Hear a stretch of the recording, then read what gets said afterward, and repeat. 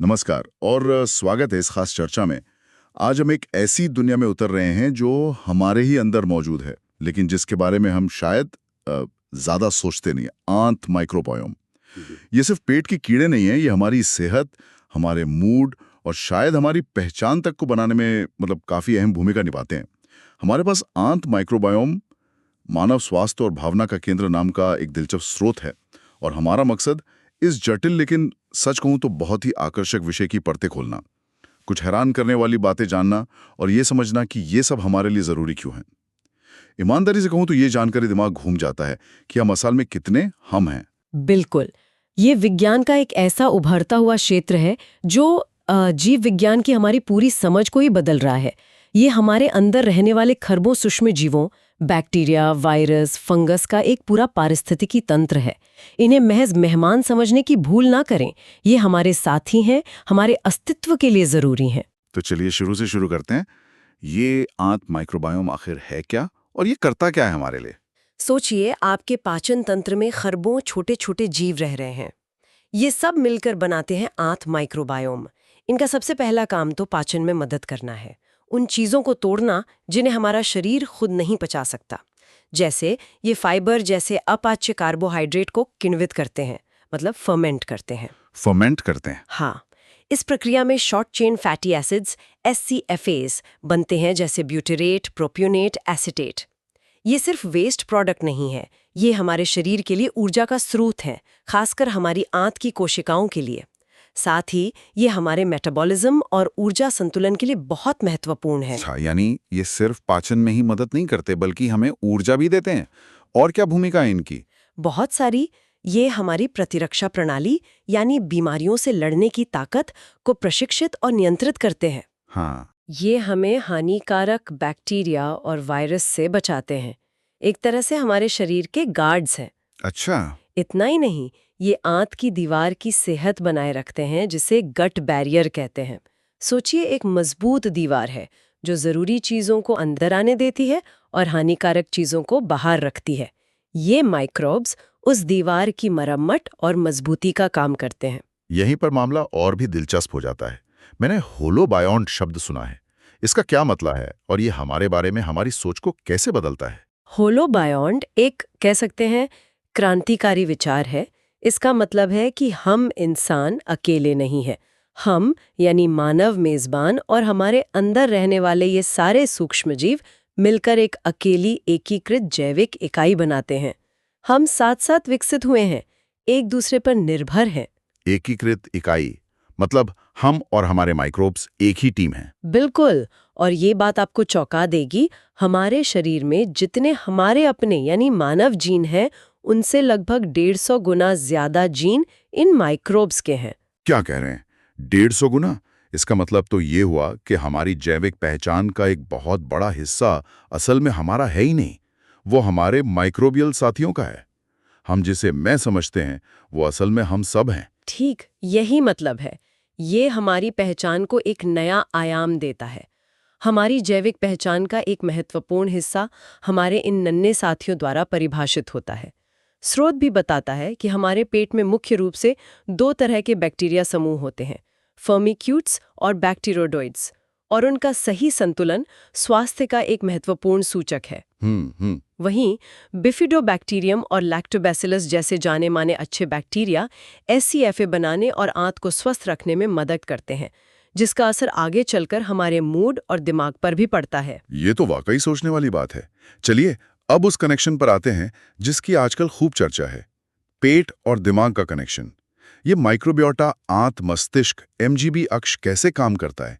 ये कोई secret code है क्या? कोड तो नहीं, पर ये एक बहुत ही जटिल और हाँ, 2 तरफा संचार प्रणाली जरूर है।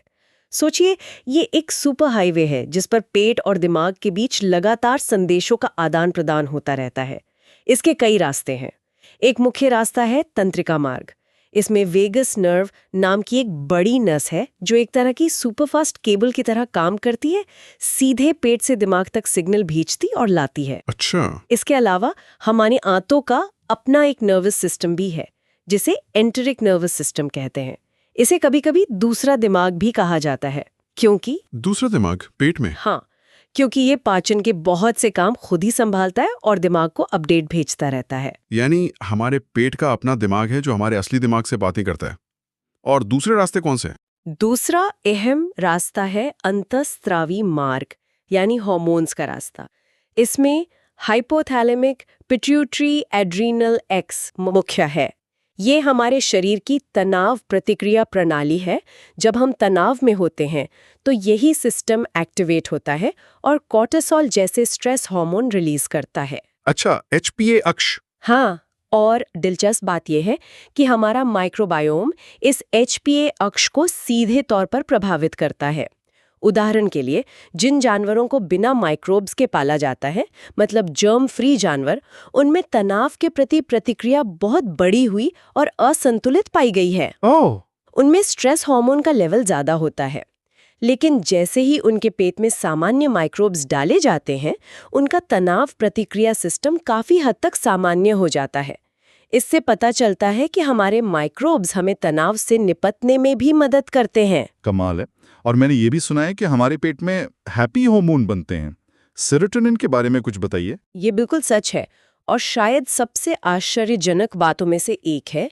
हमारे शरीर का लगभग 90 से 95% सेरोटोनिन, जिसे अक्सर फील गुड केमिकल कहा जाता है, हमारी आंत में बनता है, दिमाग में नहीं। 90-95%? हाँ, और सिर्फ सेरोटोनिन ही नहीं, गाबा जो शांत करने में मदद करता है, और डोपामाइन जो इनाम और प्रेरणा से जुड़ा है, जैसे दूसरे न्यूरोएक्टिव कंपाउंड भी हमारे पेट के माइक्रोब्स बना सकते हैं या उनके बनने को प्रभावित कर सकते हैं। 90-95% सेरोटोनिन पेट में, तो इसका मतलब ये सिर्फ मूड के लिए नहीं है? शायद नहीं। इतनी बड़ी मात्रा में पेट में बनने का मतलब है कि सेरोटोनिन पाचन, आंत की गतिशीलता और शायद पेट के अंदर के माहौल को नियंत्रित करने में भी बड़ी भूमिका निभाता होगा। कुछ विशेषज्ञ तो ये भी मानते हैं कि मूड से जुड़ी समस्याएं जैसे चिंता या अवसाद शायद किसी गहरी, पूरे शरीर को प्रभावित करने वाली गड़बड़ी का लक्षण हो, जिसका केंद्र पेट में हो सकता है। ये तो सोचने का पूरा नजरिए बदल देता है। अब सूजन मतलब इन्फ्लेमेशन की भूमिका पर आते हैं। हाँ, ये डिस्बियोसिस और लीकी गट क्या बला है और ये दिमाग तक कैसे पहुंच जाते हैं? डिस्बियोसिस का सीधा मतलब है आंत माइक्रोबायोम के संतुलन का बिगड़ जाना, यानी अच्छे बैक्टीरिया कम हो जाना और कह लीजिए बुरे बैक्टीरिया बढ़ जाना। ठीक है। जब ऐसा होता है तो ये आंत की दीवार, वो सुरक्षा कवच जिसकी हमने बात की थी, उसको नुकसान पहुंचा सकता है। इससे दीवार में छोटे छोटे छेद हो सकते हैं या वो ज्यादा पारगम्य मतलब परमिएबल हो सकती है। इसी को लीकी गट सिंड्रोम कहते हैं। और लीकी गट से क्या होता है? जब आंत की दीवार कमजोर हो जाती है तो बैक्टीरिया के टुकड़े या उनके द्वारा बनाए गए विषैले पदार्थ मतलब टॉक्सिन्स खून में रिस सकते हैं। ओह! ये वो चीजें हैं जिन्हें खून में नहीं होना चाहिए। जब ये खून में पहुंचते हैं तो हमारा इम्यून सिस्टम इन्हें बाहरी हमलावर समझकर प्रतिक्रिया देता है, जिससे पूरे शरीर में एक हल्की लेकिन लगातार बनी रहने वाली सूजन मतलब क्रॉनिक लो ग्रेड इन्फ्लेमेशन पैदा हो सकती है। पूरे शरीर में? हाँ, और ये सूजन सिर्फ पेट तक सीमित नहीं रहती, ये खून के जरिए दिमाग तक भी पहुंच सकती है। यहीं पर अच्छे बैक्टीरिया, खासकर वो जो SCFA जैसे ब्यूटीरेट बनाते हैं, फिर से हीरो बनकर सामने आते हैं। अच्छा। ये SCFA न सिर्फ आंत की दीवार को मजबूत करते हैं बल्कि इम्यून सिस्टम को शांत करने में भी मदद करते हैं। वे कुछ खास एंजाइम्स जिन्हें HDCS कहते हैं को नियंत्रित करके और सूजन कम करने वाले सिग्नल जैसे IL-10 को बढ़ाकर सूजन रोधी कवच तैयार करते हैं।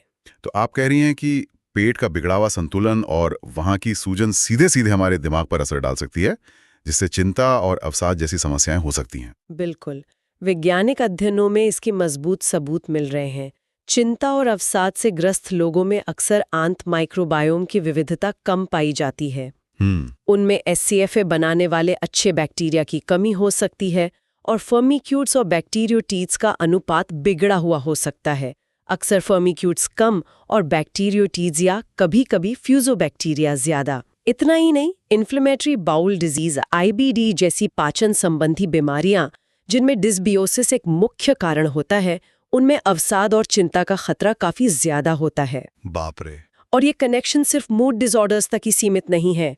अल्जाइमर रोग, Parkinson's, ADHD, autism spectrum disorder, bipolar विकार और सिजोफ्रेनिया जैसी कई न्यूरोलॉजिकल और मानसिक स्वास्थ्य स्थितियों में भी आंत माइक्रोबायोम में बदलाव देखे गए हैं। ये सब MGB अक्ष की गड़बड़ी की ओर इशारा करते हैं। ये कनेक्शन तो सचमुच बहुत गहरा है। अब एक क्लासिक बहस पर आते हैं, प्रकृति बनाम पोषण, नेचर वर्सेस नर्चर। हमारा स्वभाव और व्यक्तित्व हमारी पैदाइश मतलब जीन से तय होता है या हमारे माहौल और परवरिश से? इस बहस में माइक्रोबायोम कहाँ फिट होता है? माइक्रोबायोम इस बहस में एक तीसरा बेहद महत्वपूर्ण कोण जोड़ता है। एक बहुत ही प्रभावशाली अध्ययन ने दिखाया कि किसी व्यक्ति के आंत माइक्रोबायोम की संरचना में जो भिन्नता होती है, मतलब लोगों के माइक्रोबायोम एक दूसरे से जितने अलग होते हैं, उसका केवल लगभग 2% ही उनकी जीन्स यानी प्रकृति के कारण होता है। सिर्फ 2%? तो बाकी 98% का क्या? बाकी का 98% पर्यावरणीय कारकों यानी पोषण द्वारा निर्धारित होता है। इसमें सबसे बड़ा हाथ हमारे आहार का है, लेकिन हमारी जीवन शैली, हम कहाँ रहते हैं, किन चीज़ों के संपर्क में आते हैं, ये सब मिलकर हमारे माइक्रोबायोम को आकार देते हैं। क्या वाह! तो इसका मतलब ये हुआ कि आनुवंशिकी की जिस लॉटरी को हम इतना अहम मानते हैं, हमारे पेट के माइक्रोबायोम के मामले में उसका असर सिर्फ 2% है और बाकी 98% काफी हद तक हमारे हाथ में है, हमारे खाने, हमारी आदतों से तय होता है। ये तो स्वास्थ्य और शायद व्यक्तित्व को भी देखने का नजरिया ही बदल देता है। बिल्कुल। माइक्रोबायोम शायद वो मुख्य जैविक माध्यम है जिसके जरिए हमारा बाहरी वातावरण हमारे अंदरूनी शरीर विज्ञान में बदल जाता है। ये पोषण का एक जीता जागता बदलता हुआ रूप है जो शायद हमारे जीन से भी ज्यादा शक्तिशाली तरीके से ये तय करता है कि हमारा माहौल हमें कैसे बनाता है। क्या व्यक्तित्व के लक्षणों से भी कोई सीधा संबंध देखा गया है, जैसे कोई ज्यादा मिलनसार है या कोई ज्यादा चिंतित रहता है? हाँ, इस दिशा में शुरुआती लेकिन दिलचस्प शोध हो रहे हैं। कुछ अध्ययनों में सहसंबंध पाए गए हैं। उदाहरण के लिए, जो वयस्क ज्यादा सामाजिक होते हैं उनमें एक्करमैनसिया और लैक्टोकोकस जैसे कुछ बैक्टीरिया ज्यादा मात्रा में पाए गए। वहीं दूसरी ओर, जिन लोगों में न्यूरोटिसिज्म यानी भावनात्मक अस्थिरता, चिंता या मूड बदलने की प्रवृत्ति ज्यादा होती है, उनमें स्ट्रेप्टोकोकस और कोरिनी बैक्टीरियम जैसे कुछ अन्य बैक्टीरिया का स्तर कम देखा गया है। अच्छा। लेकिन यहाँ ये समझना बहुत जरूरी है कि इंसानों में हुए ज्यादातर अध्ययन अभी सहसंबंधी है, मतलब कोरिलेशनल। अच्छा, मतलब बस जुड़ाव दिखाते हैं। हाँ, वे सिर्फ एक जुड़ाव दिखाते हैं, ये साबित नहीं करते कि बैक्टीरिया ही व्यक्तित्व का कारण बन रहे हैं। हो सकता है कि कोई और कारक दोनों को प्रभावित कर रहा हो। तो फिर क्या कोई सबूत है कि माइक्रोबायोम सीधे व्यवहार को बदल सकता है? हाँ, इसका मजबूत संकेत जानवरों पर किए गए प्रयोगों से मिलता है, खासकर फेकल माइक्रोबायोटा ट्रांसप्लांटेशन यानी FMT वाले प्रयोगों से। FMT ये क्या होता है? FMT में एक जानवर के मल से माइक्रोब्स निकालकर दूसरे जानवर की आंत में डाले जाते हैं। ओह। जब शोधकर्ताओं ने एक डरपोक चूहे के माइक्रोब्स एक साहसी चूहे में डाले, तो साहसी चूहा भी डरपोक जैसा व्यवहार करने लगा और इसके उलट भी हुआ। सच में? हाँ, और भी चौंकाने वाली बात यह है कि जब इंसानों जैसे अवसादग्रस्त मरीजों से माइक्रोबायोटा लेकर स्वस्थ चूहों में डाला गया, तो उन चूहों ने भी अवसाद जैसे लक्षण दिखाने शुरू कर दिए। ये प्रयोग दृढ़ता से इशारा करते हैं कि माइक्रोब्स में व्यवहार को सीधे तौर पर प्रभावित करने की क्षमता हो सकती है। ये तो अविश्वसनीय है। और ये सामाजिक संचरण परिकल्पना, सोशल ट्रांसमिशन हाइपोथेसिस, क्या चीज है? सुनने में बड़ा रोमांचक लग रहा है। ये वाकई एक आकर्षक विचार है। शोधकर्ताओं ने देखा है कि जिन लोगों के सामाजिक दायरे बड़े होते हैं, जो ज्यादा लोगों से मिलते जुलते हैं, उनके आंत माइक्रोबायोम में अक्सर ज्यादा विविधता पाई जाती है। अच्छा। और जैसा हमने बात की, ज्यादा विविधता आमतौर पर बेहतर स्वास्थ्य से जुड़ी होती है। यही पैटर्न बंदरों जैसे अन्य प्राइमेट्स में भी देखा गया है। तो क्या हम एक दूसरे से माइक्रोब शेयर करते हैं? शायद हाँ, कुछ हद तक। परिकल्पना ये है कि सामाजिक संपर्क हमारी माइक्रोबियल विविधता को बढ़ाते हैं। ये शायद सीधे तौर पर माइक्रोब्स के हल्के फुल्के आदान प्रदान से होता हो, जैसे साथ रहने, खाने पीने से, या फिर इसलिए कि ज्यादा सामाजिक लोग अलग अलग तरह के वातावरण, भोजन और लोगों के संपर्क में आते हैं, जिससे उन्हें विविध माइक्रोब्स मिलते हैं। ये तो दिलचस्प है। ये एक दिलचस्प सामाजिक जैविक फीडबैक लूप बना सकता है। ज्यादा सामाजिक होना, ज्यादा विविध और स्वस्थ माइक्रोबायोम शायद बेहतर मूड और सकारात्मक व्यक्तित्व लक्षण, जैसे कम चिंता, जिससे व्यक्ति और ज्यादा सामाजिक बनता है। ये दिखाता है कि हमारा सामाजिक जीवन और हमारा अंदरूनी पारिस्थितिकी तंत्र एक दूसरे से कितने गहरे जुड़े हो सकते हैं। तो अगर हमारा माइक्रोबायोम इतना महत्वपूर्ण है और इतना बदला जा सकता है, तो कौन सी बाहरी चीजें हैं जो उसे सबसे ज्यादा प्रभावित करती हैं? आपने आहार और जीवन शैली का जिक्र किया था। बिल्कुल, वैसे तो कई कारक हैं, लेकिन आहार मतलब डाइट शायद सबसे बड़ा और सबसे सीधा प्रभाव डालने वाला पर्यावरणीय कारक है। हम लंबे समय तक क्या खाते हैं, ये हमारे एंटेरोटाइप को तय करता है। एंटेरोटाइप? एंटेरोटाइप का मतलब है हमारे पेट में प्रमुख रूप से पाए जाने वाले बैक्टीरिया का एक स्थिर पैटर्न, एक तरह का माइक्रोबियल सिग्नेचर। जैसे जो लोग ज्यादा फाइबर वाला पौधों पर आधारित भोजन खाते हैं, फल, सब्जियां, साबुत अनाज वगैरह, जैसा कि अक्सर पारंपरिक या ग्रामीण समाजों में देखा जाता है, उनके माइक्रोबायोम में ज्यादा विविधता पाई जाती है।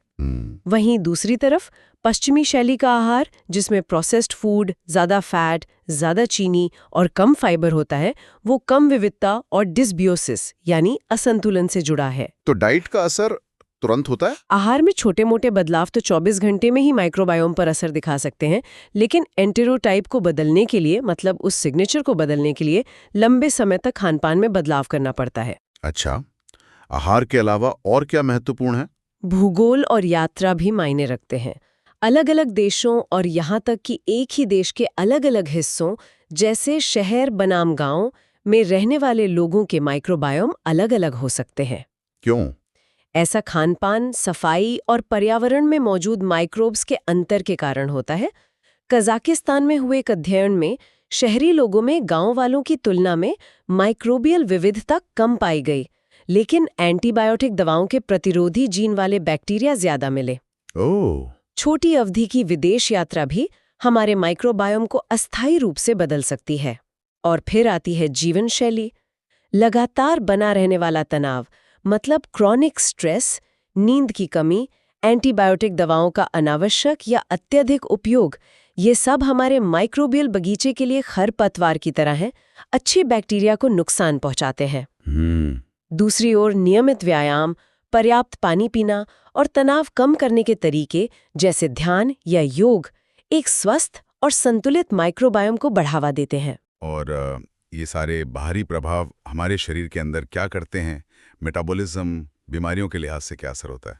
माइक्रोबायोम हमारे शरीर द्वारा भोजन से ऊर्जा निकालने के तरीके में एक अहम खिलाड़ी है।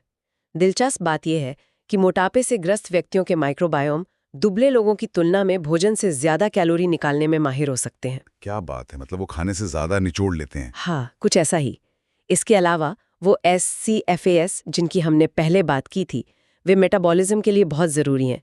वो न सिर्फ ऊर्जा देते हैं, बल्कि शरीर के ऊर्जा संतुलन को नियंत्रित करते हैं, इंसुलिन के प्रति संवेदनशीलता को बेहतर बनाते हैं, जो डायबिटीज से बचाव में मददगार है, और PYY और GLP-1 जैसे हार्मोन रिलीज करवाते हैं, जो हमें बताते हैं कि हमारा पेट भर गया है, जिससे भूख नियंत्रित होती है। अच्छा, और बीमारियों से बचाव में क्या भूमिका है? अपने लीकी गट और सूजन का जिक्र किया था। हाँ, वो बहुत महत्वपूर्ण है। एक स्वस्थ आंत की दीवार, जिसे अच्छे बैक्टीरिया और उनके बनाए SCFAs मजबूत रखते हैं, पूरे शरीर के स्वास्थ्य के लिए बुनियाद है। जब डिसबायोसिस और लीकी गट के कारण ये दीवार कमजोर पड़ती है, तो बैक्टीरिया या उनके टॉक्सिन्स खून में पहुंचकर पूरे शरीर में सूजन फैला सकते हैं। और ये सूजन फिर बीमारियों का कारण बनती है। ये क्रॉनिक सूजन कई आधुनिक बीमारियों की जड़ मानी जाती है। Type 2 diabetes, non alcoholic fatty liver disease, NAFLD, हृदय रोग, ऑटो इम्यून बीमारियां जैसे रूमेटॉइड आर्थराइटिस, लूपस। बाप रे, इतनी सारी। हाँ, और यहाँ तक कि न्यूरोलॉजिकल और मानसिक स्वास्थ्य समस्याएं भी कहीं न कहीं इस बिगड़े हुए माइक्रोबायोम और आंत की सूजन से जुड़ी हो सकती हैं। स्रोत में भी कुछ उदाहरण दिए गए हैं, जैसे मोटापे में अक्सर एक्रोमैंसिया और फाइकेलिबैक्टीरियम जैसे फायदेमंद बैक्टीरिया कम पाए जाते हैं। IBD में तो माइक्रोबियल विविधता में भारी गिरावट देखी जाती है। ठीक से प्रशिक्षित नहीं हो पाता, जिससे बाद में एलर्जी का खतरा बढ़ जाता है। अच्छा, मतलब ज्यादा सफाई भी ठीक नहीं। एक हद तक। हाँ। ये सब दिखाता है कि कैसे बाहरी दुनिया, आहार, तनाव, सफाई हमारे अंदरूनी माइक्रोबियल दुनिया को बदलती है, और वो बदलाव फिर हमारी सेहत और बीमारियों के जोखिम को तय करता है। वाकई ये सब सुनना अविश्वसनीय है। हमने आज बहुत कुछ जाना। तो अगर सार निकालना हो तो मुख्य बातें क्या हैं? मेरे हिसाब से पहली, हम सिर्फ हम नहीं हैं, हम एक सुपर ऑर्गेनिज्म या हॉलोबायोंट हैं, हमारे माइक्रोब्स हमारा ही हिस्सा हैं। दूसरी, हमारा पेट और दिमाग एक बहुत गहरे और जटिल एमजीबी अक्ष के जरिए जुड़े हैं, जो हमारे मूड और मानसिक स्वास्थ्य को सीधे प्रभावित करता है। और तीसरी, और शायद सबसे उम्मीद जगाने वाली बात, कि हमारा बाहरी वातावरण, खासकर हमारा खाना, हमारी आदतें, हमारा तनाव, हमारे इस अंदरूनी पारिस्थितिकी तंत्र को और इस तरह हमारी पूरी सेहत को आकार देता है। बिल्कुल सही कहा। और सबसे रोमांचक पहलू यही है कि जहां हम अपने जेनेटिक कोड को आसानी से नहीं बदल सकते, वहीं हमारा माइक्रोबायोम काफी लचीला और परिवर्तनशील है। हाँ, ये बहुत बड़ी बात है। इसका मतलब है कि हमारे पास इसे बेहतर बनाने की ताकत है। आहार में बदलाव, प्रोबायोटिक्स, प्रीबायोटिक्स जैसे हस्तक्षेपों के जरिए हम अपने माइक्रोबियल साथियों की मदद कर सकते हैं और इस तरह अपनी सेहत और तंदुरुस्ती को सुधार सकते हैं। जैसा कि स्रोत भी जोर देता है, खान पान और पोषण इसमें सबसे बुनियादी और शक्तिशाली उपाय हैं। निश्चित रूप से आज हमने इस विशाल विषय की सतह को ही छुआ है, लेकिन ये साफ है कि ये कितना अहम है। चलिए श्रोताओं के लिए एक आखिरी सवाल छोड़ जाते हैं। अगर हमारा माइक्रोबायोम हमारे पर्यावरण, हमारे भोजन, हमारे सामाजिक रिश्तों और यहाँ तक कि हमारे तनाव का इतना सटीक प्रतिबिंब है, तो क्या ये हमारी अपनी कहानी का एक जीता जागता, सांस लेता हुआ जैविक अध्याय नहीं है? और क्या हमारे पास उस कहानी को सक्रिय रूप से लिखने और संपादित करने की शक्ति है, उसे एक बेहतर दिशा देने की ताकत है? इस पर जरूर सोचिएगा। नमस्कार। आज हम एक ऐसी दुनिया की बात करने वाले हैं जो हमारे अंदर ही है, लेकिन जिसके बारे में शायद हम ज्यादा सोचते नहीं। क्या हो अगर मैं कहूं कि जो मैं हूं वो असल में मैं नहीं बल्कि हम हैं। हम बात कर रहे हैं आंत माइक्रोबायोम की, हमारे अंदर रहने वाले वो खरबों सूक्ष्म जीव। हमारे पास जो स्टडी मटेरियल है, आंत माइक्रोबायोम मानव स्वास्थ्य और भावना का केंद्र, वो इसी दुनिया के कई राज खोलता है। बिल्कुल। और ये कोई मामूली पेट के कीड़े नहीं है। हाँ, ये तो एक पूरी की पूरी, आप कह सकते हैं, एक इकोसिस्टम है जिसका असर हमारे पाचन पर, हमारी इम्यूनिटी पर और यहाँ तक कि हमारे मूड पर भी पड़ता है। मूड पर भी? अच्छा। हाँ बिल्कुल। तो आज कोशिश यही रहेगी कि हम समझे कि ये अंदरूनी दुनिया काम कैसे करती है और ये हमारे लिए इतनी जरूरी क्यों है। तो चलिए शुरू करते हैं एकदम बेसिक सवाल से। ये आंत माइक्रोबायोम ये है क्या चीज आखिर? देखिए, सरल शब्दों में कहूँ तो ये हमारे पाचन तंत्र में, खासतौर पर हमारी बड़ी आंत में रहने वाले खरबों सूक्ष्म जीवों का एक समुदाय है। खरबों? हाँ, खरबों। इसमें बैक्टीरिया हैं, वायरसेस हैं, फंगी हैं, आर्किया भी हैं, सब कुछ। अच्छा, जब हम माइक्रोबायोटा कहते हैं ना, तो उसका मतलब होता है ये जीव। ठीक है। और माइक्रोबायोम का मतलब है उनका सारा जेनेटिक मटेरियल, मतलब उनके सारे जीन्स मिलाकर। समझ गया। तो ये इतने सारे जीव करते क्या है हमारे लिए? इनकी जरूरत क्या है? इनकी जरूरत बहुत ज्यादा है। सबसे पहला काम तो है पोषक तत्वों को प्रोसेस करना। पोषक तत्व जैसे वो चीजें जिन्हें हमारा शरीर खुद नहीं पचा पाता। कुछ खास तरह के कार्बोहाइड्रेट्स होते हैं, फाइबर्स, जिन्हें ओलिगोसैकेराइड्स कहते हैं। अच्छा। उनको ये बैक्टीरिया फर्मेट करते हैं, मतलब तोड़ते हैं, और फिर उनसे बनाते हैं short chain fatty acids, SCFS। SCFS ये क्या होते हैं? ये बहुत जरूरी कंपाउंड्स हैं, जैसे ब्यूटरेट, प्रोपियोनेट, एसिटेट। ये हमारी आंत की कोशिकाओं के लिए तो ईंधन जैसे हैं ही, साथ में ये शरीर में सूजन कम करने जैसे जरूरी सिग्नल भी भेजते हैं। ये ऊर्जा भी देते हैं। तो मतलब पाचन में एक अहम रोल है इनका। और इसके अलावा दूसरा बड़ा काम है हमारे इम्यून सिस्टम को ट्रेन करना और उसे रेगुलेट करना। इम्यून सिस्टम को? वो कैसे? आप सोचिए, ये हमारे शरीर की पहली रक्षा पंक्ति जैसे हैं। ये अच्छे और बुरे कीटाणुओं के बीच में रहते हैं। ये हानिकारक कीटाणुओं को ज्यादा बढ़ने से रोकते हैं। हाँ। और हमारी इम्यून सिस्टम को सिखाते भी हैं कि किससे लड़ना है और किससे अनदेखा करना है। ये बहुत जरूरी है ताकि हमारा इम्यून सिस्टम बेवजह एक्टिवेट ना हो जाए। और हाँ, ये आंत की जो परत होती है ना, गट लाइनिंग, उसे भी मजबूत रखने में मदद करते हैं। गट लाइनिंग मतलब वो दीवार जो पेट और खून के बीच होती है? बिल्कुल, ताकि गलत चीजें जैसे कोई टॉक्सिन वगैरह खून में ना जा पाए। अच्छा, यहीं पर वो होलोबायोंट वाली बात फिट होती है ना, कि हम सिर्फ हम नहीं हैं। बिल्कुल सही। होलोबायोंट का कॉन्सेप्ट यही तो है कि इंसान सिर्फ अपने इंसानी सेल्स का जोड़ नहीं है, बल्कि वो इंसान और उसके अंदर रहने वाले ये सारे सूक्ष्म जीव, इनका एक मिला जुला ऑर्गेनिज्म है, एक तरह का सुपर ऑर्गेनिज्म। Super organism. हाँ, और ये बात तो और भी चौंकाने वाली है कि हमारे शरीर में इंसानी जीन से करीब करीब 150 गुना ज्यादा माइक्रोबियल जीन्स हैं। 150 गुना? क्या बात है है ना? तो सोचिए हमारी बायोलॉजिकल पहचान का कितना बड़ा हिस्सा असल में इन माइक्रोब से बना है। जैसा स्रोत में कहा गया है, जिसे आप मैं कहते हैं, वो असल में हम हैं। तो क्या कुछ खास तरह के बैक्टीरिया दूसरों से ज्यादा महत्वपूर्ण है? स्टडी में कुछ नाम थे शायद? हाँ, कुछ ग्रुप्स और प्रजातियां हैं जो बहुत अहम भूमिका निभाती हैं। जैसे एक है फेकाली बैक्टीरियम। फेकाली बैक्टीरियम। हाँ, ये ब्यूटरेट बनाने के लिए जाना जाता है, और ब्यूटरेट, जैसा मैंने बताया, आंत की सेहत और सूजन कम करने के लिए बहुत जरूरी है। ठीक है। फिर लैक्टोबैसिलस और बिफिडोबैक्टीरियम है। ये नाम शायद सुने भी होंगे। हाँ, ये प्रोबायोटिक्स में होते हैं ना, दही वगैरह में। बिल्कुल, ये आंत की परत को मजबूत करते हैं और इम्यून सिस्टम को भी बैलेंस करते हैं। फिर एक और है एक्करमेंसिया। एक्करमेंसिया। हाँ, इसे अच्छे मेटाबॉलिज्म से जोड़ा गया है, और कुछ स्टडीज तो इसे सामाजिक व्यवहार से भी जोड़ती हैं। सामाजिक व्यवहार से? ये तो बड़ी अजीब बात है। हाँ, है ना? लेकिन ये सिर्फ कुछ उदाहरण है। असल में सबसे जरूरी चीज है विविधता, मतलब अलग अलग तरह के अच्छे बैक्टीरिया का बैलेंस में होना। समझ गया, विविधता जरूरी है। अच्छा, ये तो हुई शरीर की बातें, पाचन, इम्यूनिटी। लेकिन जो बात मुझे सबसे ज्यादा इंट्रीग कर रही है वो है पेट का दिमाग से कनेक्शन और हमारी भावनाओं से। ये कैसे होता है? हाँ, ये वाकई बहुत फैसिनेटिंग है। ये होता है माइक्रोबायोटा आंत मस्तिष्क अक्ष के जरिए। MGB एक्सिस कहते हैं इसे। MGB axis? हाँ, ये एक तरह का दो तरफा कम्युनिकेशन सिस्टम है। पेट और दिमाग के बीच लगातार बातचीत चलती रहती है। दो तरफा मतलब दिमाग पेट को सिग्नल भेजता है और पेट दिमाग को? बिल्कुल। इसके कई रास्ते हैं। एक तो है वेगस नर्व। ये एक बहुत लंबी नर्व है जो सीधे पेट को दिमाग से जोड़ती है। Vagus nerve? हाँ, सुना है इसके बारे में। ये बहुत तेजी से सिग्नल भेजती है। फिर हमारी आंत का अपना खुद का नर्वस सिस्टम भी है। एंटेरिक नर्वस सिस्टम या ENS कहते हैं इसे। अच्छा, आंत का अपना नर्वस सिस्टम? हाँ, उसे अक्सर दूसरा दिमाग भी कहा जाता है। ये पाचन वगैरह को कंट्रोल करता है और दिमाग को भी सिग्नल भेजता है। कमाल है, दूसरा दिमाग। और शायद हार्मोन्स का भी कोई रोल है? मुझे याद आ रहा है स्रोत में स्ट्रेस हार्मोन्स का जिक्र था।